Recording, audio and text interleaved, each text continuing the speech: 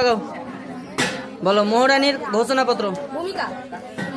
মহাবিদ্রোহ 1857 খ্রিস্টাব্দে শেষ পর্যন্ত ব্যর্থ হলে এই বিদ্রোহ ভারতের ব্রিটিশ ইস্ট ইন্ডিয়া কোম্পানির শাসনের ভিত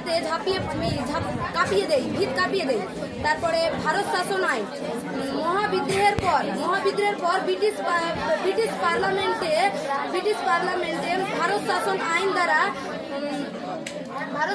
আইন দ্বারা ভারতের কোম্পানির অবসান ঘটিয়ে মহারানী ভিক্টোরিয়া নিজের হাতে ভারতের শাসনভার গ্রহণ করে। ভেরি গুড, খুব সুন্দর।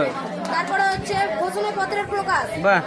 1858 খ্রিস্টাব্দে 1 নভেম্বর মহারানী ভিক্টোরিয়া ভারত শাসন ব্যবস্থায় নতুন নীতির আদর্শ প্রকাশ করে। ঠিক।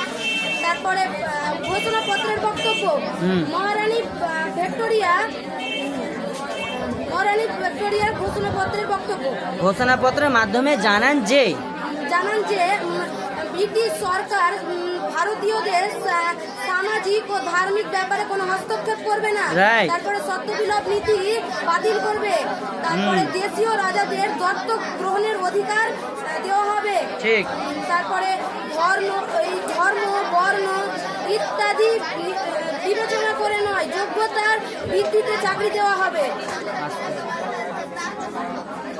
আর তারপরে উপসংহার।